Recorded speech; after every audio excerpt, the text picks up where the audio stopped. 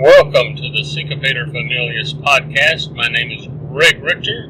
I'm your host, and this is an on-the-road version. Today, I am traveling along I-20 through Georgia. While I'm on the road here, I'm going to be taking the opportunity to listen to some music and talk about it.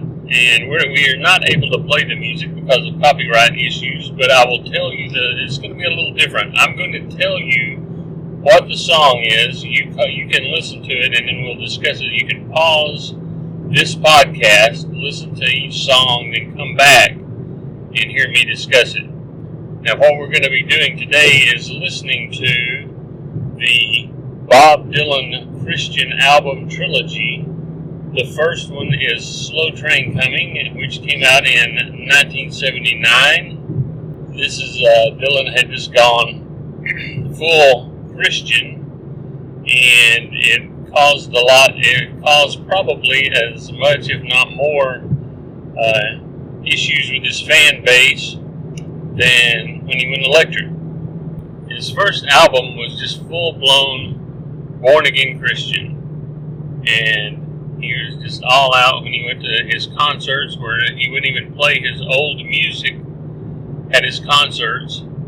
So that was there was a lot of issues with that. I want to talk about his journey, how I relate to the journey, but we want to listen to each song one at a time.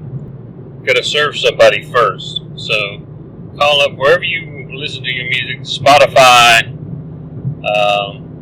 YouTube. They're free on YouTube if you don't have them, or if you just have the CD or the LP record album, or a cassette tape, or a 8-track tape, whatever your mode of listening is.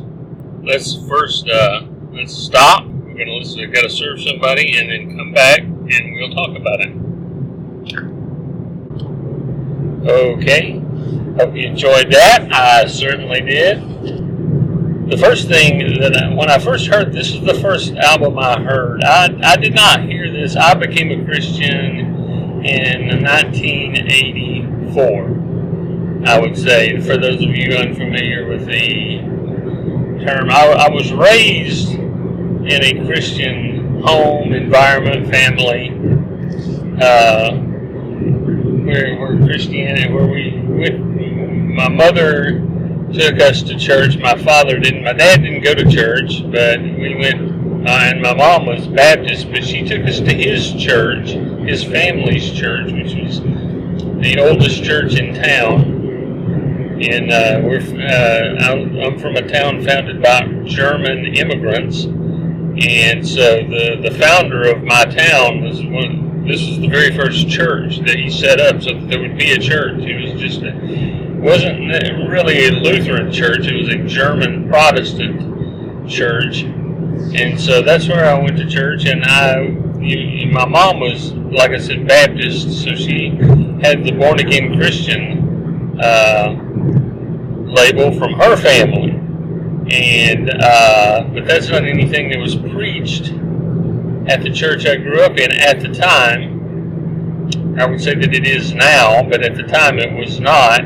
But I was familiar. I had family on my mother's side. I had friends who were all from this born-again Christian, evangelical Christian background. I believed in God. I believed in Jesus. I believed Jesus saved you for your sins, and that's something that I wanted for myself, but I had not. I've discussed this, I think, in some of my columns I can link to. I think it's in my first book, The Beatitudes. The column is included in there, so I'll link to that. You can get a free copy of it, or it's 99 cents ebook if you get it on Amazon. I first felt the calling when I was like 9 years old. I went to a vacation Bible school, summer vacation Bible school, with my maternal grandparents' church. And I did not answer the call, so to speak. And as I became a teenager, I got involved in drinking, smoking, not all legal substances. Well, they were all illegal substances at the age of 16 and 17. It's illegal to smoke tobacco, but that wasn't the only leafy substance that I smoked. But that didn't make me any worse than anybody else. I still needed a savior, and but I recognized what I was doing on Friday and Saturday nights with my friends. And there's things I would have done with girls, but I was too bashful, so I was. That's the only thing that stopped me from doing some of the things that I shouldn't have done as a teenager, that a lot of my friends were doing. And so I would pray the sinner's prayer. And a lot of times I would just really be drunk, extremely drunk, with a group of friends, and I was just like, Lord, I would pray, Lord, I want to be out of this situation, and I want to. So I would say the old sinner's prayer: save me from my sins, I repent of my sins, forgive me my sins, blah blah blah. I would do that, and God would get me out of the situation, and then I would go back to school, and I would be like a good boy. Someone would say something, oh no, let's make a suggestion of something we should do. No, I'm a Christian now, and so that would last at most a couple of days, 2 or 3 days, but usually just a day or not even that much. I would say this prayer over and over. I've said it hundreds of times. Finally, one day, after my first year in college, I was leaving my first journalism class, and fed up, and reached the end of my rope and said the prayer as I was walking to my car from class. I sat down in the car and I was like, well, how do I know? But I said, how do I know? How do I know if this really took? I've said this hundreds of times. I don't know if this time is going to be any different than all the other times. And so I just prayed to God at that point, and He said, please, Lord, let me know. And He said, just trust me. I felt Him. I didn't hear an audible voice. I just felt that in my heart, in my spirit. I felt God say to me in my mind, just trust. And I immediately trusted, and that was it. That's the day that I count that I became a true follower of Jesus, a true Christian, not just a Christian in name only, or a Christian of a sort, as Kierkegaard called it. So, having said that, I was unaware of Dylan's conversion, even though his had happened in '79, so his had happened 5 years before me, but I was unaware of it.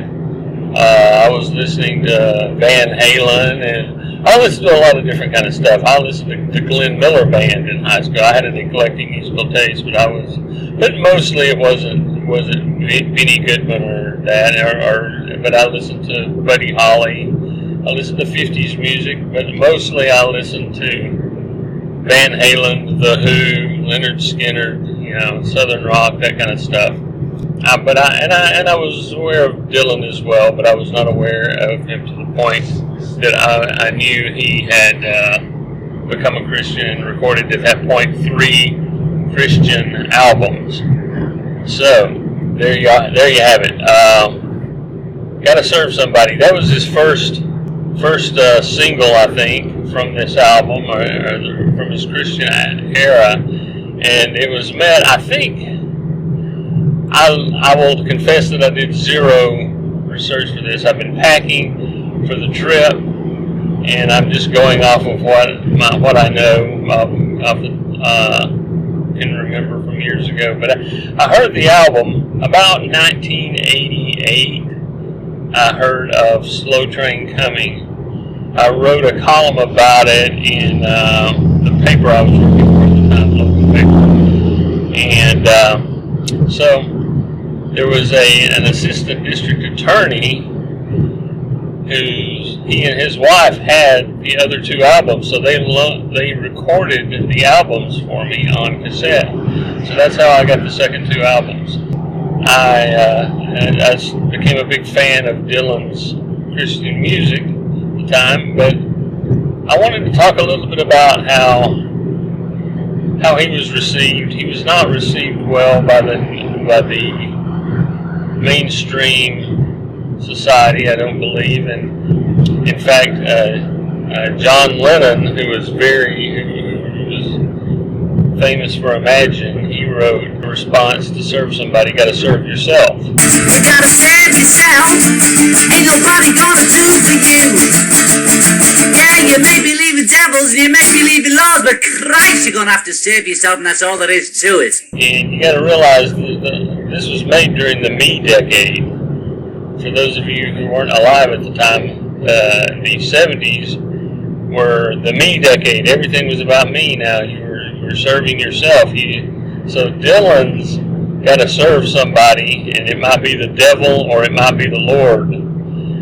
That was not a big hit culturally among non-Christian thinkers. So there's that. And one of the things that I remember big from this was like I said, I heard this in '88, and another thing younger people may not know, when he's saying, you may call me this, you may call me that, you may call me Bobby, which is his first name, Robert, Bobby.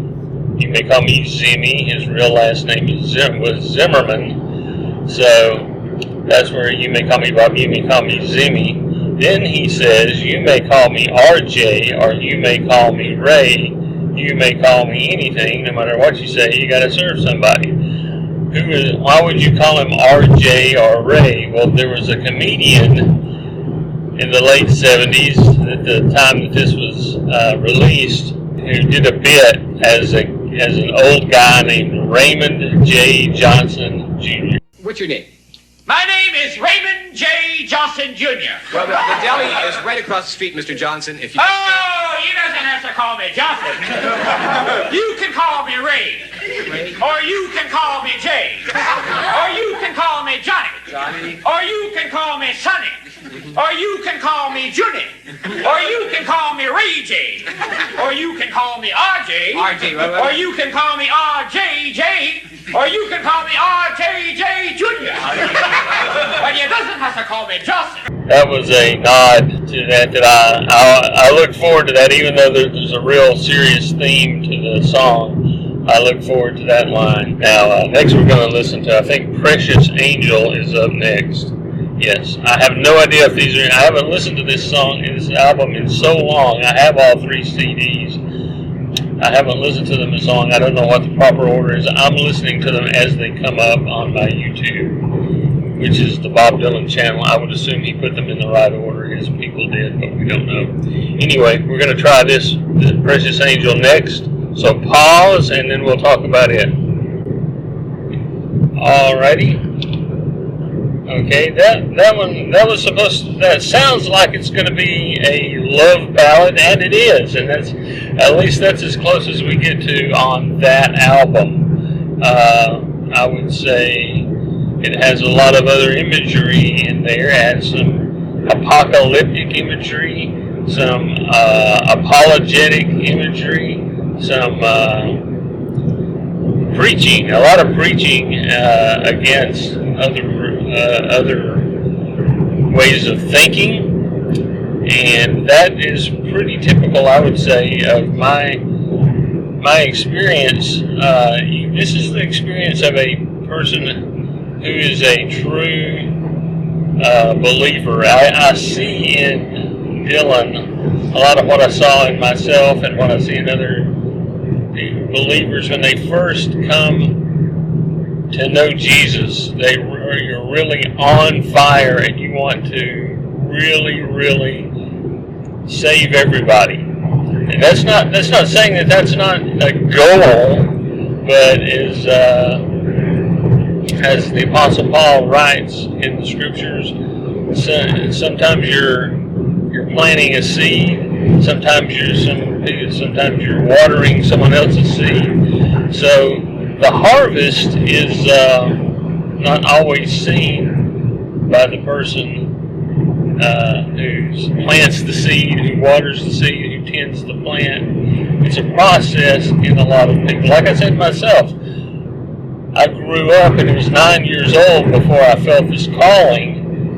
And then I was 19 years old before I finally gave into the calling and have been on the journey then. And then it's a journey. You don't instantly become all knowledgeable or all perfect. You become forgiven. That's what you become. Instantly forgiven. You never become any more forgiven than you are at the instant that you believe. But you become more mature and you learn more. And I could see in Dylan what I saw. And he was older than I was. He was a lot older than 19 when he came to Christ, but he was zealous. He was extremely zealous, as was I, to save all my family, my friends. I wanted them to have what I had. I didn't want them to go to hell. I don't want anybody going to hell, and I still don't want anybody going to hell. But you can see Dylan here is he's learned a lot of stuff, and he's wanting to cram it. He's cramming it all into a love song. This is a love song to his woman, but that's barely in there. That kind of comes at the end. I mean, he addresses the song to his precious angel at the very beginning, and that's the title of the song. But it gets to the end before you hear about his woman, the queen of his flesh, his woman, his delight. And it's the very end of the song before you get to that. You get to a lot of other stuff before you get to that. The producer of this album, Jerry Wexler, is quoted as saying that Dylan was constantly, during the making of this album, he was constantly trying to convert him. He was preaching to him, trying to convert him. And finally Wexler just said, look, I'm a 61-year-old Jewish atheist. Let's just make an album. Let's just make the album. And so he didn't succeed there, at least not right then. So, you know, he was planting a seed, and that was his goal. That was his job, was to plant a seed. And I think later we'll get to later albums or how his trilogy goes on, and then how his later career up until today turns out. But I think you're seeing right here a zealousness to tell everybody everything, so that if they don't believe, it's not on him, it's not on Bob Dylan, and it wasn't on Greg Richter, that you did not know, that you did not believe, because he was going to tell you he was going to go to a concert, and his concert was not going to have any of his old stuff. He wasn't like Al Green. Al Green became a Christian, and he started recording Christian music, but he would still sing his old love songs at his concerts. That was not Bob Dylan. So anyway, that's Precious Angel, and I think next is I Believe in You. So listen to I Believe in You and come back. Okay, I Believe in You. That one really resonates with me too. Like I said, in my early Christian days, I had all of my friends were drinking buddies and smoking buddies and whatnot, partying.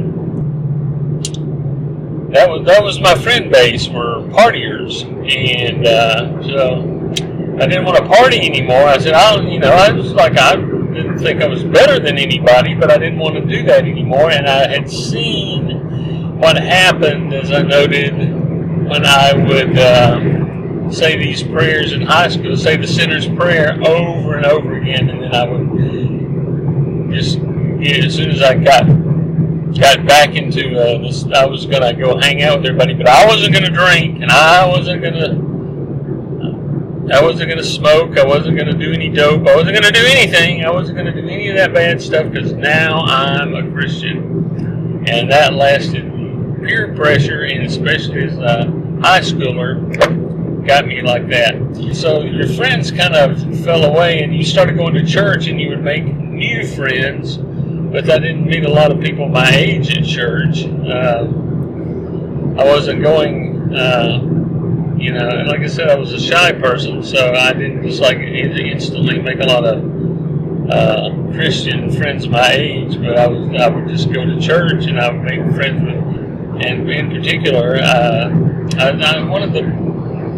one of my best friend, his dad I knew he was a Christian, so I asked if I could come over on a Friday night and talk about the Bible to him. He said, sure. So I go over, I talk to him and his wife about the Bible. I would just ask if I would have a list of questions, because you got to realize this was 1983. I couldn't email this stuff. I could call them on the phone, I guess, but I didn't want to bother them.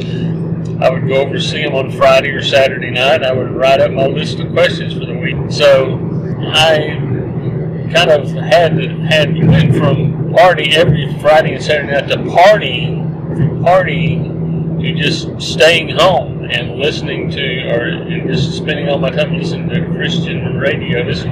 But I read the Bible all the way through 3 or 4 times. I think it was 4 times the first year.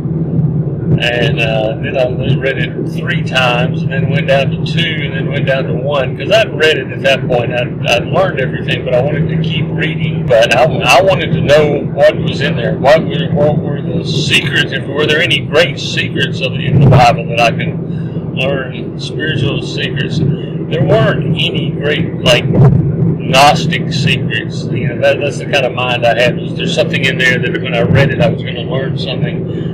Some secret knowledge. No, I didn't learn any secret. It's public. It's all public. But where you align your life with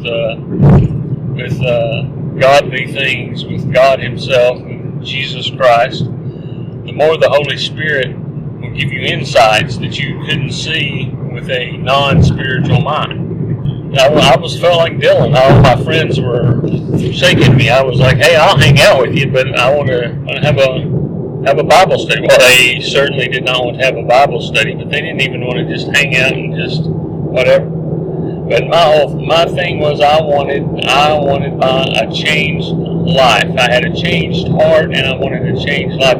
So much so that it bothered my dad, who was like, eventually said to me, he said, it's good that you're not doing this, going out every Friday and Saturday night anymore and doing all the drinking and all that stuff. He didn't know about the pot smoking, but it's good I wasn't doing that. But he said I had gone too far to the other side, like I turned into a Jesus freak, basically. And I had, and I was proud of it, and I still am. So I stand by that. But nevertheless, this was worrisome to my dad. And it was my friends, Rob, probably, I don't know what they thought. They probably thought it was a phase I was going through. And if it was, I'm still in the phase. 42 years later, I'm still in the phase. But I've mellowed out a little bit, and I can hang out with people and not have to constantly share with them the scriptures. And Dylan himself is a new Christian. He's talking about his friends shunning him because he doesn't think like they want him to. And they show him to the door, blah, blah, blah, all that good stuff. So, yep, that's it for that one. And next up is the title track, Slow Train Coming. So pause the podcast, and listen to Slow Train Coming, and come right back and we'll talk about that. Alrighty, we can see why that track was made the title track of the album. It kind of sits down the whole what's wrong with the world. Dylan kind of lays out all the sins of the world, everything everybody's doing, and says there's something coming around the corner here. Knock it off here. Knock off what you're doing. Although I don't think he thinks that's going to happen, but he's discussing the state of the world, and not a lot I can say about that extra that I have off the top of my head, but we know what Dylan decided to do about it, and that was change his way of thinking, and that is the next track, Change My Way of Thinking. So let's pause and listen to that, and then come back and we'll discuss Change My Way of Thinking. Okay, not a lot to say about this one either. Just looking at the state of things, the world, the world system and not liking it, and some preaching, a little preaching in there, and that's pretty much that. Next we're gonna, so let's listen to the next one. The next one's gonna be "Do Right to Me, Baby, parenthetically do unto others." So let's see how that one goes. Let's pause now and come back. Okay, that was a fun one, I think. I think it's interesting to hear the Golden Rule made into basically a popular song. I guess there's probably been Christian bands, and I will get notes on this, that have written about the Golden Rule, but just specifically that somebody singing a song about the Golden Rule, that is pretty interesting to me, something you don't hear, and so it's kind of a little refreshing to hear that. Now we're going to go over to the next song. When You're Going to Wake Up. Alright? Listen to When You're Going to Wake Up and come back. I think this is one of the strongest songs. One of the strongest songs that it's preaching. It's just a strong message and a good vibe to it combined. I think this is probably underappreciated. One of the most underappreciated songs on the album. I think there's things John Lennon would have agreed with on this one, and then things he would have hated. So it wasn't just a flat out, you got to serve somebody. He could argue with that from his philosophy, but there's some of the stuff where they're in agreement here. So I think this would have been a little easier for Dylan to dialogue with John Lennon on this. Okay, pause the podcast now and listen to "Man Gave Names to All the Animals." This is a great one. See you on the other side.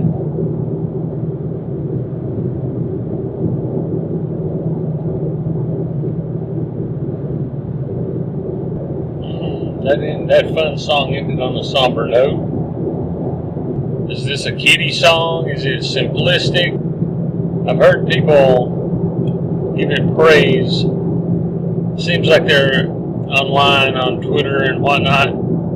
They seem to be kind of tongue-in-cheek doing so, making fun of it, but I don't know. I don't know if they're serious. Some people have acted like they're serious. I like the song myself. It's a little silly, but it has a serious ending, and maybe has a message in there. I don't know. What do you think? Is the kid's story? Is the kid's song? Is it too silly? Is it dumb? Is it incredibly intelligent and hiding behind the mask of a simple little children's song? All right, next up, hit pause here and listen to "When He Returns." We'll talk about it.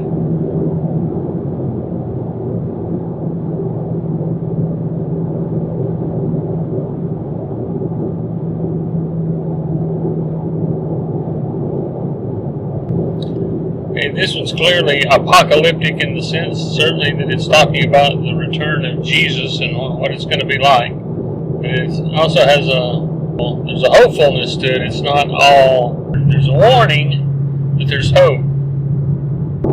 There will be no peace and the world won't cease until He returns. This is extremely literally biblical. You can tell Dylan is taking the Bible literally. He is not converted to Christianity and then become a follower. And when I'm talking about the quotes from Revelation, just all of throughout the whole album, all of the biblical quotes, he doesn't seem to take anything. He mixes in some world events, some political statements, but things that I think just hitting people in high power and not making a right-left political stand per se, but just hitting the people in power. I mean, he hits Karl Marx, he hits Henry Kissinger, so those are political statements, but they're not something that would be like as divisive as we have things today in politics and Christianity. This is some good stuff, I think, and I think I'm going to leave it right there for now. I want to do all 3 albums and then talk about his period after that and how these 3 albums develop. For right now, I'm going to take a break. If you've listened to each song and listened to me blather about it, my uninformed opinions, just off-the-cuff remarks, I think you're probably ready for a break. Personally, as I'm recording this, I'm going to take a break and clear my brain, clear my mind before I listen to the second album.